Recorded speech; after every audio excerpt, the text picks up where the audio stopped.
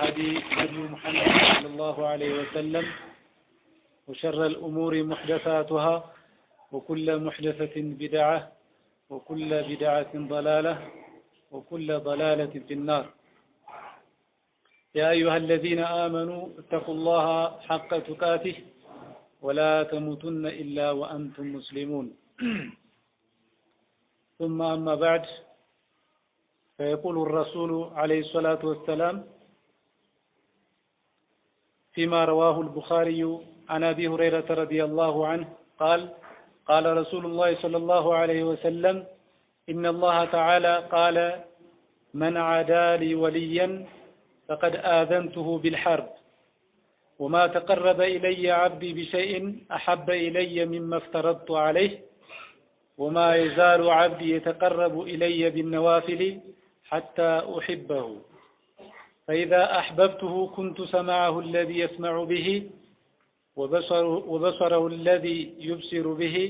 ويده التي يبطش بها ورجله التي يمشي بها، وإن سألني أعطيته ولئن استعاذني لأعيذنه. رواه البخاري. إن شاء الله تعالى إمام البخاري كذجبت حديث رسول عليه الصلاة والسلام كاستلالف لمالك ነው حديث القدس الله سبحانه وتعالى من ይላል إن الله تعالى قال من عادى لي وليا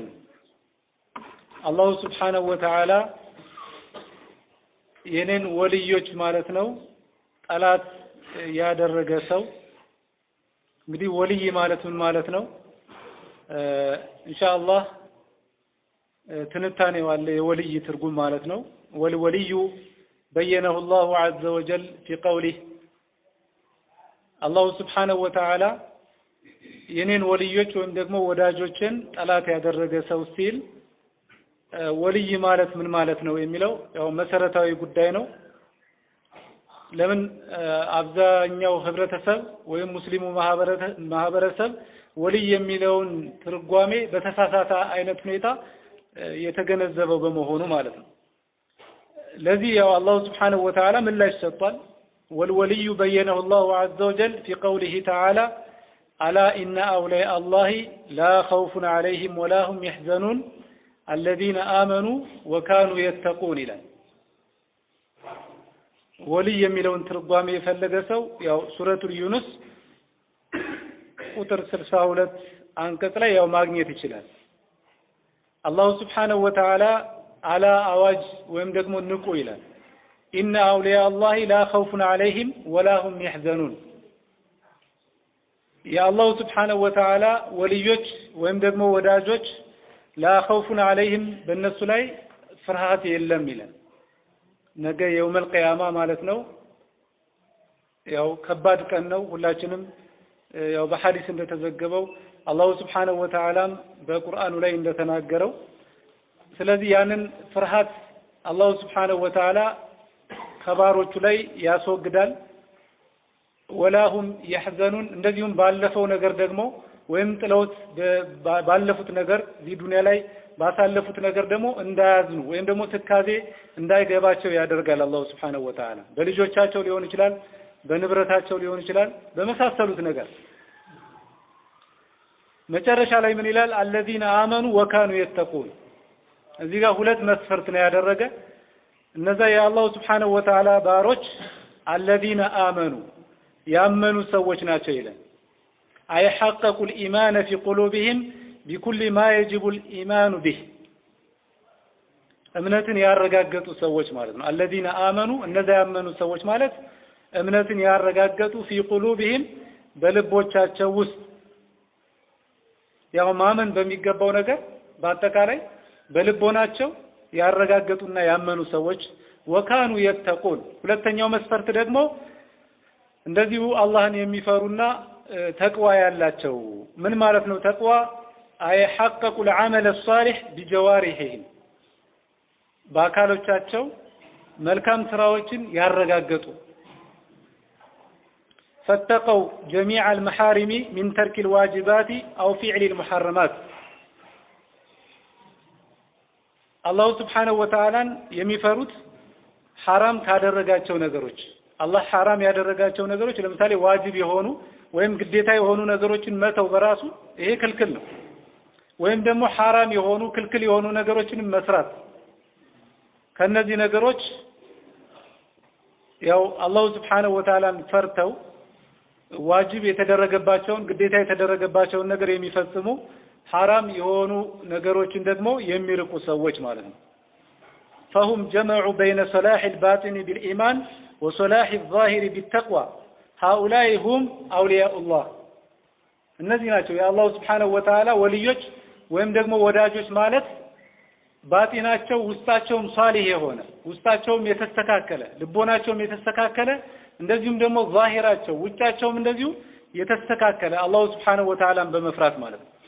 እነዚህ ናቸው ሐቂቀተን ወልይ የሚባሉት ማለት ነው እንጂ ምናልባት እኛ እንደምናስበው እንደው ምናልባት አንዳንዱ ሰው ባለባበስም የሚመስለው አለ በጣም ትልቅ የሆነ ጥምጣም የተመተመ ወይም ደግሞ በጣም ሰፊ የሆነ ጀላቢያና ጀላቢያውን አንጀርጎ ወይም ደግሞ ትልቅ የሆነ ሙስባሃ የያዘ እንደዛ አድርጎ የሚስለው ሰው አለ ግን አላህ Subhanahu Wa Ta'ala ያስቀመጣቸው መስፈርቶች እነዚህ ናቸው ሁለቱ መስፈርቶች ማለት ነው وليست ولايه الله سبحانه وتعالى تاتي بالدعوه ይሄ ወልይነት የሚባለው ነገር ወይም ወልይ እኔ ወልይ ነኝ በማለት የሚመጣ ነገር አይደለም ማለት ወይም ደግሞ በመሞገት አይደለም እኛ የአላህ ወልዮች ነን በማለት የሚገኝ ነገር አይደለም كما يفعله بعض الدجالين الذين يموهون على العامة بأنهم أولياء الله وهم أعداء والعياذ بالله አንዳንድ ደጃሊን የሚላቸው ውሸታም አጭበርባሪ ቀጣፊ የሆኑ ሰዎች አብዛኛውን ጃሂል የሆነ ህብረተሰብ የሚያታልሉ ሰዎች አሉ ብዙሃኑን ህብረተሰብ እኛ የአላህ ወልዮች ነን እያሉ አጅነቢ ከሆኑ ሴቶች ወይም ደግሞ ቤት ውስጥ እየገቡ ቡና እያስፈሉ ጫት እየቃሙ እኛ የአላህ ወልዮች ነን ምንድነው ሀጃሽ እኛ እንፈጽምልሻለን ሁሉ ነገር በእኛ እጅ ነው በእኛ ቁጥጥር ስር ነው እያሉ እንደሚያምታቱት አይደለም ማለት ነው ሐቂቀተን እነዚህ ሰዎች ምንድናቸው ከተባለ هم اعداء والعياذ بالله ያ አላህ Subhanahu Wa Ta'ala ጠላቶች እንጂ የአላህ ወልዮች አይደሉም ማለት ነው የሚያጭበረብሩ አሉ ይሄ ሁላችንም የምናውቀው ነው فتجد في بعض البلاد الإسلامية أناسا يموهون للعامة يقولون نحن أولياء يميلوا عندنا ሀገሮች አሉ ነው የሚሉት ሼኹ እኛ የአላህ Subhanahu Wa Ta'ala ወልዮች ነን የሚሉ ثم يفعل من العبادات الظاهرة ما يموه به على العامة ለብዙሃኑ ሰው እንዲያሳስፍና እንዲያምታታ ግን ዛሂር የሆኑ ወይም በግልጽ የሚታዩ ዒባዳዎችን የሚፈጽሙ ማለት ነው ዛሂራን ሲያቸው የኢስላምን ገጽታ የተላበሱ ማለት ነው ምናልባት ጺማቸውን አንጀርገው ሊሆን ይችላል ወይም ደግሞ ጀላቢያቸውን አጠር አድርገው ለብሰው ሊሆን ይችላል ሲመቱል ኢስላም ወይም ሻዓሩል ኢስላም የኢስላም ሻዓር ወይም ምልክቶች የሚታይባቸው ሊሆን ይችላል ማለት ነው ግን ሐቂቀተን ወደ ውስጥ ገባ በመንልበት ጊዜ ግን የሸሪዓ ጸር የሆኑ ሰዎች ማለት ነው የዲን ጸር የሆኑ ሰዎች የአላህ Subhanahu Wa Ta'ala ጠላት የሆኑ ሰዎች አሉ በርካታ የሆኑ ሰዎች ማለት ነው ስለዚህ ይሄንን ضابط ወይም ደግሞ ይሄንን ህግ ወልይ የሚለው ምን እንደሆነ ተፍሲሩ ወይም ደግሞ ምን ለማለት እንደተፈለገ ሐቂቀተን ማናውን መረዳት መቻል አለብን ማለት ነው እነዚህን ሰዎች ነው እንግዲህ አላህን የሚፈሩ በዛሂርም በባጢናቸውም አላህ Subhanahu Wa Ta'ala የሚፈሩትን ሰዎች ጠላት ያደረገ ሰው ይላል አላህ Subhanahu Wa Ta'ala فقد آذنته بالحرب ይላል አስታውቀዋለሁ ጦርነቱ ከኔ ጋር ነው የሚለው እነዚህን አላህን የሚፈሩ ሰዎች ውስጣቸው አላህን የፈራ በዛሂር ደግሞ እንደዚሁ መልካም ስራዎችን የሚፈጽሙ እነዚህን ሰዎች የሚተናኮላቸውና ለነዚህ ሰዎች ጠላት የሆነ ሰው ጦርነቱ ከማን ጋር ነው ከሰውየው ጋር ሳይሆን ከአላህ Subhanahu Wa Ta'ala ጋር ነው ጦርነቱ እየተካሄደ ያለው ማለት ነው فقد آذنته بالحرب يعني أعلنت عليه الحرب ጦርነቱን በሱ ላይ ያው አውጃለሁ ይላል فالذي يعادي أولياء الله محارب لله عز وجل نسأل الله العافية ومن حارب الله فهو مهزوم مخذول لا تقوم له قائمة እንግዲህ የአላህ Subhanahu Wa Ta'ala ባሮችን የአላህ አገልጋዮችን አላህን የሚፈሩትን ሰዎች ጠላት ያደረገ ሰው በቀጥታ ከማን ጋር ነው ጦርነቱ ከአላህ Subhanahu Wa Ta'ala ጋር ነው ማለት ነው ومن حارب الله ከአላህ ጋር ደግሞ ጦርነት የገጠመ ሰው فهو مهزوم ያለምንም ጥርጥር ተሸናፊ ነው የሚለው መሸነፉ አይቀርም فهو مهزوم مخذول መጨረሻም የተዋረደ ነው የሚሆነው ማለት ከዛ በመቀጠል አላህ Subhanahu Wa Ta'ala ምን ይላል وما تقرب الي عبدي بشيء احب الي مما افترضت عليه አንድ ባሪያ እኔን ከሚቃረብባቸው ነገሮች በምንም አይነት የሚቃረብበት ነገር የለም ወደኔ ፈርድ ካደረኩበት ህግጋቶች ውጪ ማለት ወይም ደግሞ ዒባዳዎች ውጪ ወደ አላህ ለመቃረብ የፈለገ ሰው በመጀመሪያ ደረጃ ግዴታ የሆኑ ነገሮችን ነው መስራት ያለበት ማለት ፈርዱ ወይም ደግሞ ግዴታዎች ይያሉ በሱና መቃረብ አበደን የማይቻል ነገር ነው በሱን ፈርድ ተትቶ ማለት ነው ወይም ግዴታ ተትቶ ማለት ነው من مالتنا هي يعني أن الله يقول ما تقرب إلى الإنسان بشيء أحب إلي مما افترضت عليه يعني أن الفرائض أحب إلى الله من النوافل مالتنا كترف سراوج ويم كسناوج بتام تودج سنام تودج نك الله سبحانه وتعالى زند نجر كم بتام تودج من دنو كتواله فرد نجروش ناچو مالتنا وين دمو قديتا يهونو نجروش مالتنا ለምሳሌ 5 ወቅት ሶላት መስገድ በጣም ከአላህ Subhanahu Wa Ta'ala ዘንድ በጣም ተወዳጅ ነው ሚን ቂያም الليل ሌሊት ከመቆም ማለት ነው ሌሊት መቆምም ተወዳጅ ነው ግን በጣም ተወዳጅ የትኛው ነው ከተባለ 5 ወቅት ሶላቶችን ወቅታቸውን ጠብቆ ፈርድ ሶላቶችን መስገድ በጀማዓ ማለት ነው ረመዳንን እንደዚሁ መጾም ከአላህ Subhanahu Wa Ta'ala ዘንድ በጣም ተወዳጅ ነው ሰኞና ሐሙስን ወይም ደግሞ ከረመዳን በኋላ ያለውን 6 የሸዋል ጾም ከመጾም ማለት ስለዚህ ይሄንን ያው ትኩረት ማድረግ ይኖርብናል ማለት ነው ምክንያቱም አንዳንድ ሰዎች ፈርድ የሆኑ ነገሮችን በመተው በሱና ወደ አላህ Subhanahu Wa Ta'ala እንቃረባለን ብለው የሚለፉ ሰዎች አሉ ፈርዶችን ትተው ማለት ነው